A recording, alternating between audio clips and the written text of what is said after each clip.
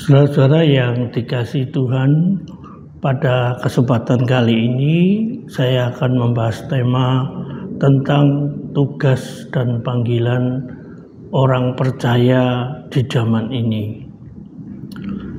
Nas yang saya ambil ada 3 di dalam kitab Perjanjian Baru yang merupakan 3 tugas pokok seorang percaya. Yang pertama tertulis dalam Kisah Para Rasul pasal yang pertama ayat yang ke-8 yang berkata, "Tetapi kamu akan menerima kuasa kalau Roh Kudus turun ke atas kamu, dan kamu akan menjadi saksiku di Yerusalem dan di seluruh Yudea dan Samaria dan sampai ke ujung bumi." Tugas yang pertama adalah menjadi saksi Kristus. Dalam hal ini berarti kita bertugas mewartakan kabar baik atau Injil kepada siapapun, memberikan suatu kesaksian bahwa Yesus Kristus adalah Tuhan, Juru Selamat bagi orang yang berdosa. Tugas yang kedua tertulis di dalam kitab 2 Timotius pasal 4 ayat yang kedua dan yang keempat, di mana di situ dikatakan, "Beritakanlah firman, siap sedia, baik atau tidak baik waktunya. Nyatakanlah apa yang salah, tegurlah dan nasihatilah dengan segala kesabaran dan pengajaran. Karena akan datang waktunya orang tidak dapat lagi menerima ajaran sehat, tetapi mereka akan mengumpulkan guru-guru palsu menurut kehendaknya untuk memuaskan keinginan telinganya." Tugas yang kedua adalah memberitakan kebenaran firman Tuhan di tengah-tengah situasi dan suasana apapun, karena memang tidak semua orang suka akan kebenaran firman Tuhan. Banyak orang mulai mencari berita-berita, mencari kebenaran-kebenaran firman yang menurut selera, telinga, hati, dan pikirannya, bukan menurut apa yang tertulis di dalam Alkitab. Maka tugas panggilan memberitakan firman semakin penting di tengah-tengah dunia pada zaman ini, dan tugas ini merupakan panggilan bagi kita yang sudah percaya kepada Yesus. Tugas yang ketiga tertulis di dalam 1 Petrus 3 ayat yang ke-15 yang berkata, "Tetapi kuduskanlah Kristus di dalam hatimu sebagai Tuhan, dan siap sedialah pada segala waktu untuk memberi pertanggungan jawab kepada tiap-tiap orang yang meminta pertanggungan jawab dari kamu tentang pengharapan yang ada padamu, tetapi haruslah dengan lemah lembut dan penuh hormat, dan dengan hati nurani yang murni, supaya mereka yang memfitnah kamu karena hidupmu yang saleh dalam Kristus menjadi malu karena fitnaan mereka itu." Tugas yang ketiga adalah memberi pertanggungan jawab. Artinya apa? Artinya kita juga punya tugas untuk memberikan jawaban bagi orang-orang yang bertanya tentang iman kita, tetapi juga memberikan pertanggungjawaban bagi orang-orang yang mungkin memiliki cara pandang, memiliki keyakinan yang berbeda dengan kebenaran firman Tuhan.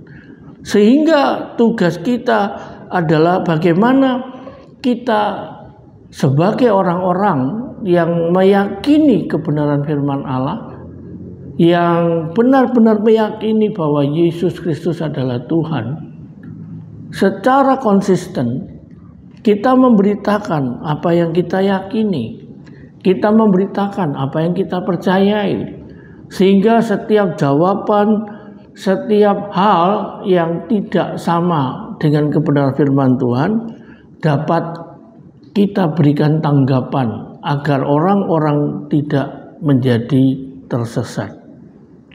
Saudara-saudara yang dikasihi Tuhan, mengapa 3 tugas ini sangat penting dan sangat mendesak dilakukan di zaman ini?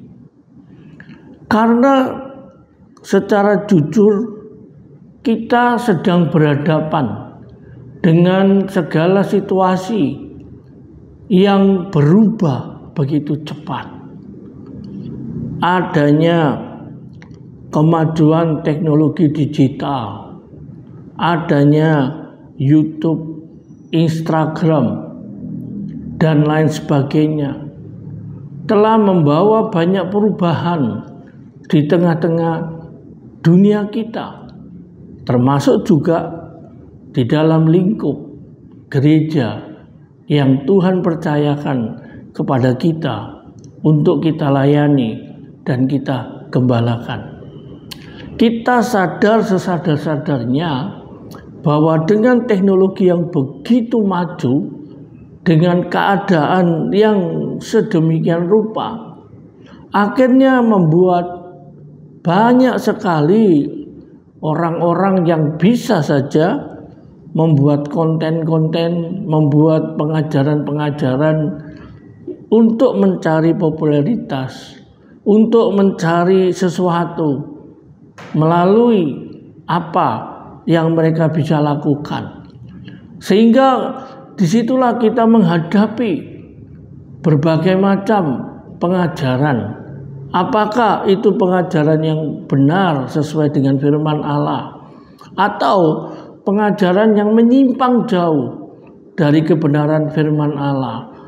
Tidak semua jemaat yang kita layani, tidak semua orang dapat mengerti, karena perbedaan antara yang benar dan apa yang salah itu sangat tipis sekali. Itulah sebabnya tugas panggilan ini penting bagi kita semua yang merasa bahwa kita adalah murid-murid Kristus yang harus melakukan tugas panggilan kita, melanjutkan pemberitaan tentang kerajaan Allah dari Tuhan Yesus Kristus kepada kita. Saudara-saudara yang dikasihi Tuhan, dunia semacam apa yang sedang kita hadapi? Keadaan yang seperti apa yang sedang kita alami saat ini? Yang pertama, sesuai dengan kebenaran firman Tuhan di dalam Matius pasal yang ke-24 ayat yang ke-9 sampai yang ke-14. Yang pertama adalah kita menghadapi banyak sekali guru-guru palsu, pengajaran-pengajaran sesat, bidat-bidat Kristen. Sadar atau tidak sadar, keadaan ini benar-benar sedang kita hadapi. Yang kedua, kita sebagai orang Kristen juga sedang menghadapi keprihatinan karena banyak orang-orang Kristen yang tidak tahan menghadapi tantangan zaman, yang tidak tahan menghadapi penderitaan hidup karena mengiring Yesus. Akhirnya mereka larut menjadi orang Kristen yang cara hidupnya cara hidup duniawi, atau bahkan meninggalkan Yesus, menjadi murtad dan berbalik melawan Allah. Yang ketiga adalah situasi yang kita hadapi adalah kita menghadapi orang-orang Kristen yang kehidupannya sangat mementingkan diri sendiri, sangat dipengaruhi oleh uang di dalam pikiran dan hatinya, bahkan memperkokoh keinginan hawa nafsu kedagingan, sebagaimana tertulis di dalam 2 Timotius pasal yang ketiga ayat 1 sampai 5. Saudara-saudara yang dikasihi Tuhan, inilah 3 dunia yang sedang kita hadapi. Inilah keadaan dunia kekristenan yang sekarang sedang kita hadapi bersama-sama. Tentu saja kita tidak ingin banyak orang yang tersesat. Kita juga tidak ingin banyak orang yang akhirnya meninggalkan Tuhan Yesus karena tidak kuat menghadapi godaan dunia dan penderitaan. Kita juga tidak ingin banyak orang Kristen yang akhirnya hidupnya hanya dikendalikan oleh uang dan kepentingan diri serta hawa nafsu, sehingga membuat hidupnya menjadi terhilang. Itulah sebabnya saudara-saudara dikasihi Tuhan, kita benar-benar sedang menghadapi situasi yang genting. Situasi di mana iman Kristen sedang menghadapi ujian yang tidak mudah. Saya beri contoh. Baru-baru ini ada seorang pendeta muda. Saya tidak tahu dia dari latar belakang sekolah teologi apa. Ketika seorang pendeta muda ini menyampaikan sesuatu tentang keyakinan iman Kristennya, saya mendapati bahwa apa yang diajarkan oleh pendeta muda ini sungguh-sungguh sangat bertentangan dengan keyakinan iman Kristen. Pengajaran yang dibawa menurut anak muda ini adalah kekristenan progresif. Kekristenan yang berubah, menyesuaikan diri dengan zaman.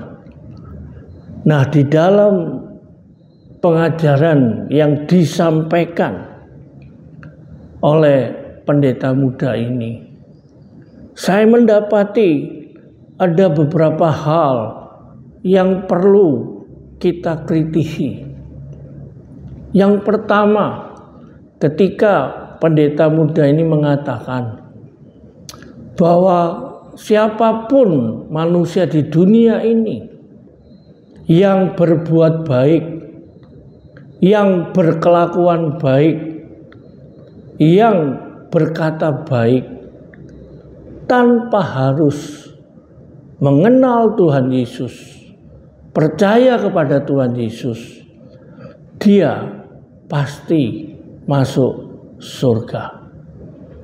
Dia mengatakan siapapun yang baik di tengah-tengah dunia ini, dari latar belakang apapun, mereka adalah murid-murid Yesus. Karena Yesus memang mengajarkan hal-hal yang baik kepada manusia.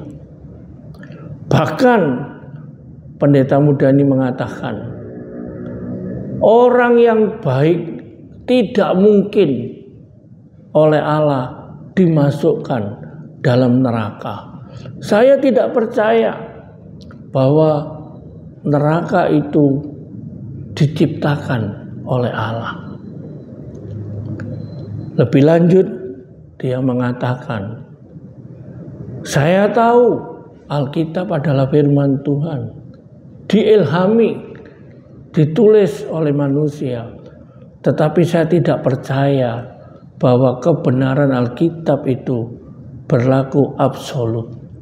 Kebenaran Alkitab bisa saja cocok pada waktu itu, tetapi belum tentu cocok untuk waktu ini. Kebenaran Alkitab harus ditafsirkan secara progresif, menyesuaikan situasi dan keadaan zaman. Sehingga saya tidak yakin apakah yang pernah disampaikan dalam firman Allah itu adalah seperti itu adanya. Bisa saja pada zaman itu firman Tuhan berkata seperti itu. Tetapi pada zaman ini belum tentu firman Tuhan itu seperti yang dikatakan. Bahkan lebih lanjut dia mengatakan, di dalam firman Tuhan ada banyak kontradiksi-kontradiksi yang tentu saja ini menimbulkan sebuah pertanyaan. Saudara-saudara yang dikasihi Tuhan Yesus, kelihatannya apa yang disampaikan oleh pendeta muda ini sangat masuk akal. Memang sesuai dengan kondisi dan situasi zaman ini. Kalau untuk berinteraksi dengan masyarakat lain yang di luar Kristen, mungkin saja apa yang disampaikan itu bisa diterima. Tetapi jika hal itu diruntut secara kebenaran firman Tuhan, jelas bertentangan dari apa yang sudah diwahyukan Allah melalui Alkitab. Tidak cocok dengan Alkitab yang diilhami Allah. Di mana ketidakcocokan itu? Di mana ketidaksesuaian itu? Yang pertama, apakah betul orang yang baik itu pasti masuk surga tanpa melalui Yesus? Pendeta muda ini lupa bahwa kebaikan manusia di hadapan Allah hanya seperti kain yang kotor, seperti kain yang berwarna merah jingga. Apapun kebaikan yang dilakukan manusia, tetap ada unsur dosa di dalam hidupnya, dan itu Allah tidak berkenan.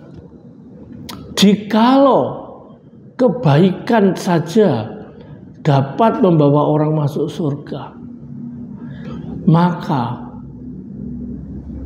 pengorbanan Tuhan Yesus di kayu salib,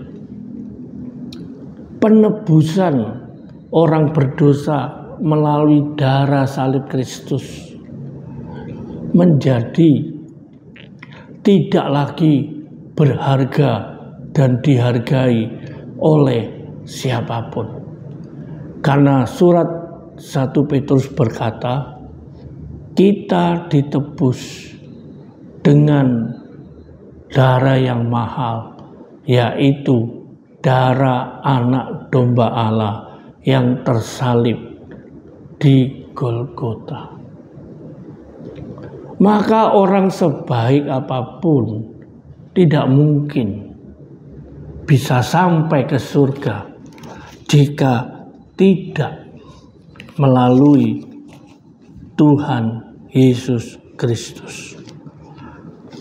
Surat Efesus pasal yang kedua ayat yang ke-8 dan yang ke-9 sampai yang ke-10 berkata demikian.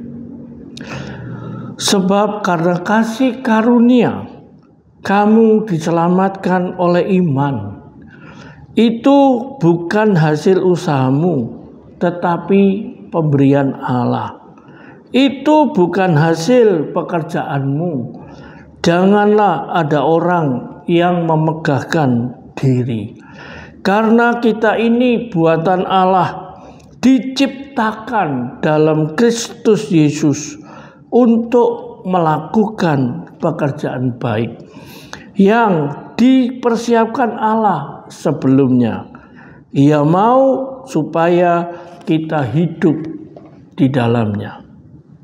Yohanes 3 ayat 16 berkata, karena begitu besar kasih Allah akan dunia ini, sehingga ia mengaruniakan anaknya yang tunggal, supaya barang siapa yang percaya kepadanya tidak binasa, melainkan beroleh hidup yang kekal. Roma 6 ayat 23 berkata, upah dosa adalah maut, tetapi kasih karunia Allah adalah hidup kekal di dalam Kristus Yesus. Saudara-saudara yang dikasihi Tuhan, jika kita menilik kebenaran firman Tuhan yang baru saja kita baca dan kita dengarkan, maka tidak ada satupun usaha manusia yang dapat menyelamatkan dirinya sampai masuk surga. Karena firman Tuhan dalam Efesus 2 ayat 8 dan 9 terang-terangan berkata, kita diselamatkan karena kasih karunia Allah di dalam iman kepada Tuhan Yesus Kristus. Tidak ada usaha manusia sebaik apapun, sesuci apapun yang mampu membawa manusia itu masuk ke dalam surga, kecuali mereka percaya kepada Tuhan Yesus. Saudara-saudara yang dikasihi Tuhan, di sisi yang lain, banyak orang memang berbuat baik, berkelakuan baik, menyampaikan ucapan-ucapan yang baik, tetapi semuanya merupakan upaya supaya orang itu bisa masuk ke surga. Namun dalam kenyataannya pintu surga tertutup untuk perbuatan baik yang pernah dilakukan oleh manusia. Salah satu contoh, ketika ada seorang anak muda yang cukup kaya raya, yang sangat beriman dan mengamalkan iman itu di dalam hidupnya.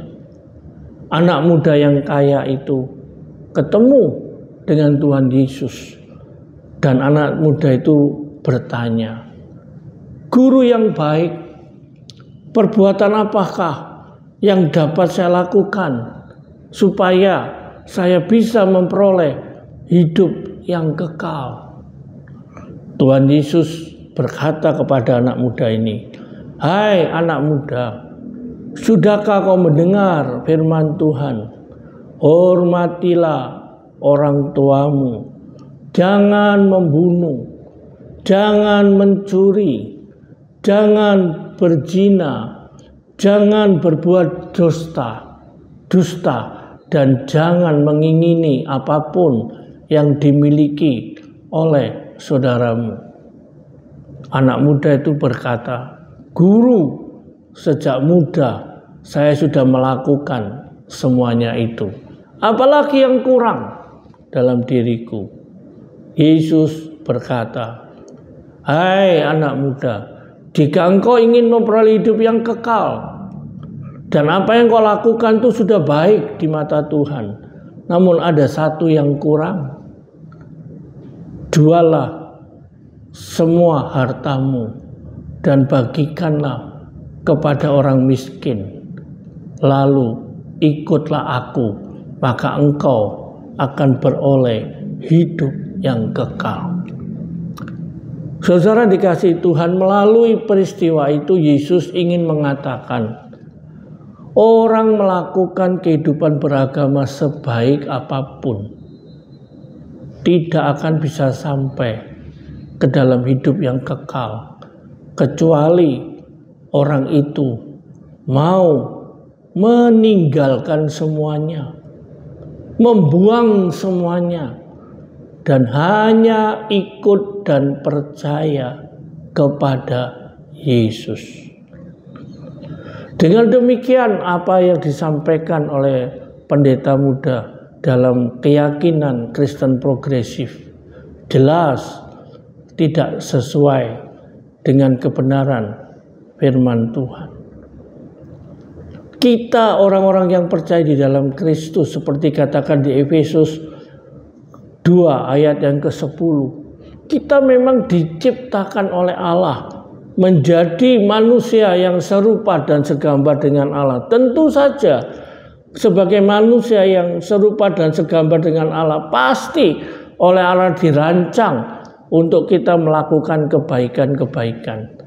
Tetapi karena dosalah, akhirnya kita tidak melakukan apa yang baik, tetapi kita melakukan apa yang jahat. Sehingga ketika kita sesudah diselamatkan di dalam Yesus Kristus, menerima pengampunan dosa, menerima pengharapan hidup yang kekal di dalam Yesus Kristus, kita menerima semuanya tanpa harus membayar, karena Allah sudah membayar melalui darah Yesus yang mati di atas kayu salib. Maka ketika kita melakukan hal-hal yang baik, sebagaimana dikatakan dalam Efesus 2 ayat 10, itu merupakan ucapan syukur kita karena Allah sudah lebih dahulu mengampuni kita, karena Allah sudah lebih dahulu menerima kita menjadi keluarga Allah. Maka perbuatan-perbuatan baik yang kita lakukan supaya nama Allah dipermuliakan melalui kehidupan kita. Saudara-saudara yang dikasihi Tuhan, hal yang kedua, sebagaimana dikatakan oleh pendeta muda itu, bahwa Alkitab memang dihilangkan oleh Allah dan ditulis oleh manusia. Sehingga di dalam Alkitab itu ada pertentangan-pertentangan, ada kontradiksi-kontradiksi. Mereka lupa, meskipun kelihatannya bertentangan, sebetulnya satu sama lain saling melengkapi. Mereka lupa bahwa Alkitab mempunyai satu kesatuan. Stop dulu. Ya. Stop dulu.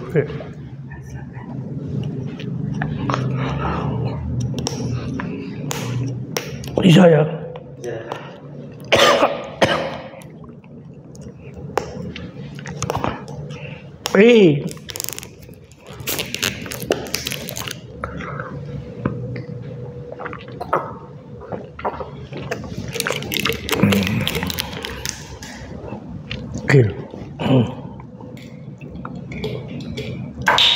Oke, diulangi ya. Sudah. Mereka lupa bahwa Alkitab yang diilhamkan Allah itu merupakan satu kesatuan. Di dalam Perjanjian Lama bercerita tentang rencana Allah menciptakan dunia dengan segala tujuannya, yang pada akhirnya dunia ini dipercayakan kepada Allah. Namun karena manusia jatuh dalam dosa, Allah datang mencari manusia dan berjanji akan menyelamatkan manusia. Maka di dalam Perjanjian Lama kita menemukan bahwa Tuhan Yesus atau Sang Mesias sebagai juru selamat itu sedang dinantikan. Maka di dalam seluruh Perjanjian Lama kita menemukan ada banyak upacara-upacara korban dilakukan oleh para imam, oleh umat Israel dengan satu tujuan, tidak ada yang lain, yaitu penebusan dosa. Namun setiap kali mereka melakukan upacara-upacara korban, justru mereka diingatkan tentang adanya dosa.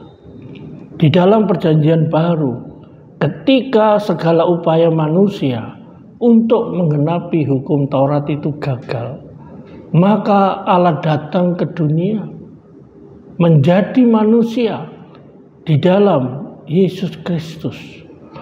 Dia dapat melakukan semua tuntutan hukum Taurat. Bahkan mereka datang hanya punya satu tujuan, menyelamatkan manusia dari dosa melalui nyawanya sendiri di dalam kayu salib Golgota. Maka di dalam Perjanjian Baru, Sang Mesias atau Tuhan Yesus yang ditunggu-tunggu sebagai juru selamat datang untuk menggenapi semua janji-janji Allah yang pernah disampaikan melalui para nabi. Saudara-saudari dikasihi Tuhan, itu merupakan satu kesatuan yang tidak bisa terpisahkan. Meskipun kita tahu mungkin di dalam penyataan-penyataan tentang nubuatan ini ada hal-hal yang sepertinya saling bertentangan, tapi kalau kita melihat, kita meyakini sebetulnya tidak bertentangan, tetapi saling melengkapi.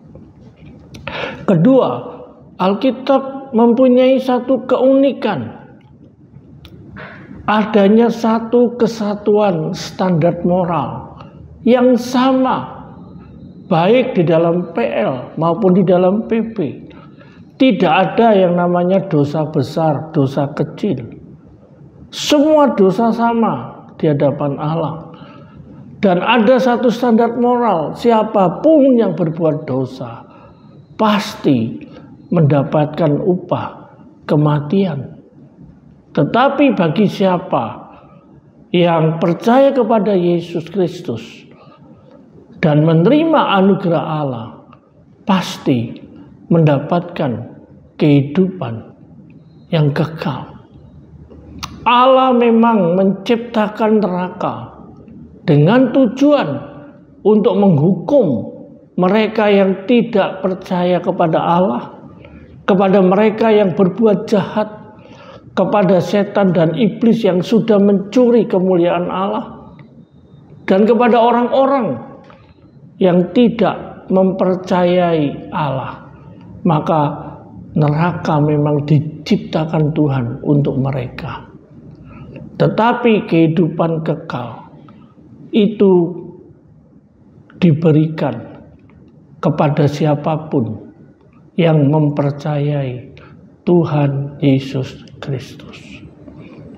Hal yang ketiga yang perlu juga kita sikapi, untuk menjadi murid Yesus tidak cukup dengan berbuat baik, berkata baik, berkelakuan baik.